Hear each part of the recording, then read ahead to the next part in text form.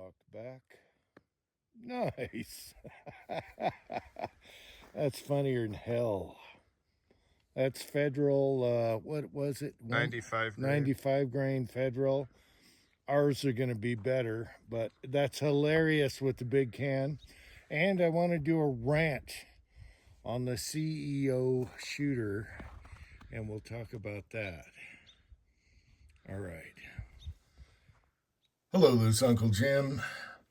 And my son's been wanting to shoot the Beretta 84 he got, the BB model surplus from PSA with a threaded barrel, and see what it's like suppressed. So last night we did that, and it was so much fun. It was hilarious and totally flawless. So I want to do a little rant here because I saw a video. It came up in my side recommendations, and it's a much bigger channel than mine, and he titled it "Why His Gun Jammed," and they're talking about the CEO shooter that everyone knows about, and his theories on why the gun wouldn't cycle, and he had to hand cycle it. And he attributed it to weight on the end of the barrel, which is nonsense. The whole reason the CEO shooter's gun did not cycle was because he didn't have a Nielsen device or a piston. You can call it either way you want to call it, on his suppressor. And a Nielsen device or a piston is just that. It's kind of like a shock absorber. If you have a tilting barrel, like on a Glock or any John Browning tilting design barrel, and that's the whole reason he had to rack the gun each time. He didn't have one on there. So I'm watching this video, I'm shaking my head, I'm like, oh my gosh, this is so BS. And I'm reading the side replies, and all his minions are like, this is the best explanation on YouTube. No, not even close. A monkey can figure this out. So obviously this guy didn't have a suppressor. What he did was put a tube on the end, which was about this long and not even as heavy as this big can right here. And he attributed to the weight on the end of the barrel. So he's using a Beretta 92, and he puts this thing on there and shoots 4 different types of ammo, and it won't cycle the gun. And his whole theory, and he goes through physics and all this BS.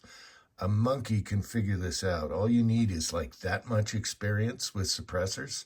Suppressors have blowback. All right? They have blowback, not a tube. So with blowback, sometimes you want a heavier recoil spring because you're overcycling. All right? He didn't account for blowback. So I replied and was totally ignored, of course. And I just said, well, he needed a Nielsen device on that gun, and you forgot to account for blowback. You're talking about weight on the end of the barrel. All right? This is a big-ass can on a little 380 Beretta. And it works flawless. And it doesn't need the Nielsen device. Now, another reply from one of his minions is laughing about Glocks. Oh, they need a piston. Well, most guns do. Most pistols do. Most pistols use a Browning design tilting barrel. So you need a piston. And so Mr. Anti-Glock guy tried putting a fixed adapter on the end of the Beretta. What's going to happen on both this little guy and a 92? You're going to hit your guide rod right here. See the guide rod sticking out? And you won't be able to thread concentric all the way to the end of the barrel unless you modify your fixed adapter. And that's what we ran into here. So right now, I have a piston Nielsen device on here because you'll see it's skinnier. This is a 45. it's skinnier right here and clears it, okay? It sticks out a hair more, but that's what you need on the Berettas. Some way of doing that. Now, for those on the cheap that already have a piston, you don't want to buy adapters for your rifles or any fixed barrels, contenders, whatever. You can just use the same piston, take the spring out, and put a spacer on here, aluminum tube or steel that's tight to here, that that it fits on here, that clears. Take your spring off, put your cap back on, and get the overall length right, and that won't move around. So there is that. So anyway, he's just using a tube that's much lighter than this can here, and this ran 100% flawless. It doesn't need the spring or anything because this isn't a tilted barrel. I tried to explain that to him, was totally ignored. And I'm going down the side replies, and they all say, oh, this is the best explanation why he had to rack his gun. You had the best explanation on YouTube. No, not even close. I'm sure there's better videos out there now. Now, on the first day, people were saying, oh, he must have used a well rod gun, which is an old military single shot that was suppressed, that used a bolt in the back, and you racked it each time. That was the first day when everyone was talking about what happened. No, he's racking a slide. He's not turning a bolt. Anyone can see that, even with the crappy video. The gun didn't cycle because he didn't have a piston, because he was using a Glock 19, supposedly 3D printed,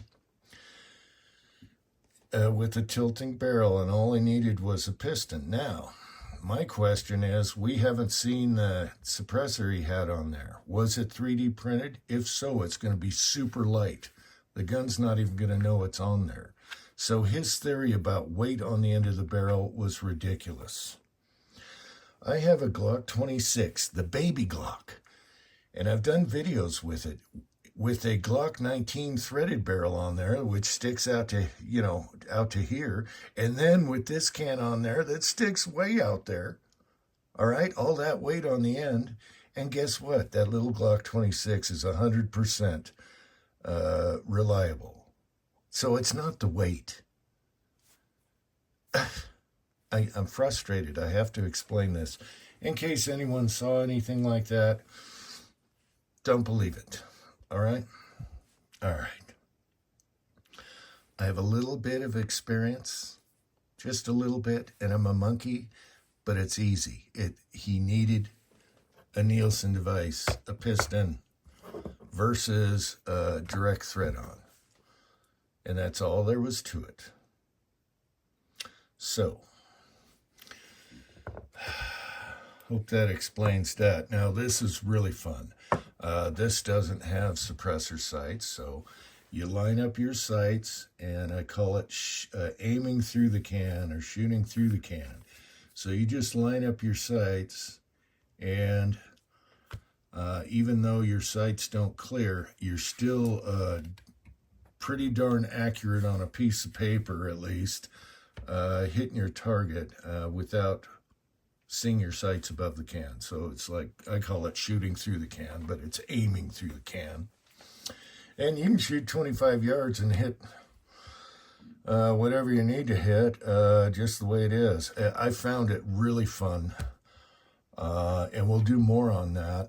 I neglected the sun. We had to use factory ammo because I didn't load for them, and I promised the last 2 days. I've been busy.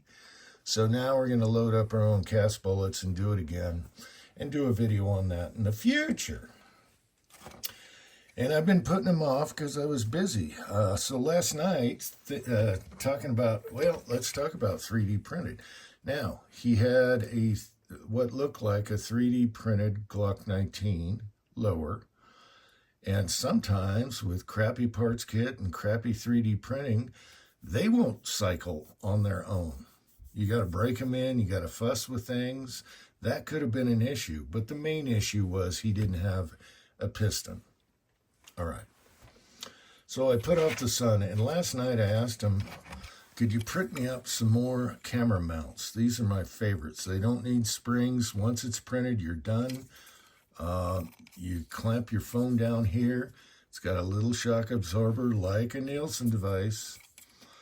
And I had to take one off to do my snow plowing videos, and all I did was hook a bungee cord on each side and wrap it around my back there so it's against my chest, and that's how I've been doing videos so far.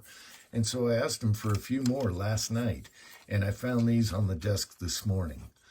So it looks like I better start loading for him, because he did me a favor, and I got to do him a favor, because he was loving it, and he had to, I put him off, and I shouldn't have done that. So we're going to shoot some reloads and go out there and do it again. But I tell you what, this thing is funner than snot, even with that big can hanging off. And this is 13 years old. Now, if I was buying a can today, you can get modular cans. They used to not be legal, so you're stuck with one size. Now you can do modular cans, and picture that on the end of it, that size. Oh yeah. And it still won't hurt your ears. That would be awesome. But for now, this was fun as is, and all that weight on the barrel had nothing to do with it. So careful who you listen to, get different advice, and hopefully someone with a little touch of experience. Just a little bit. Until next time, America.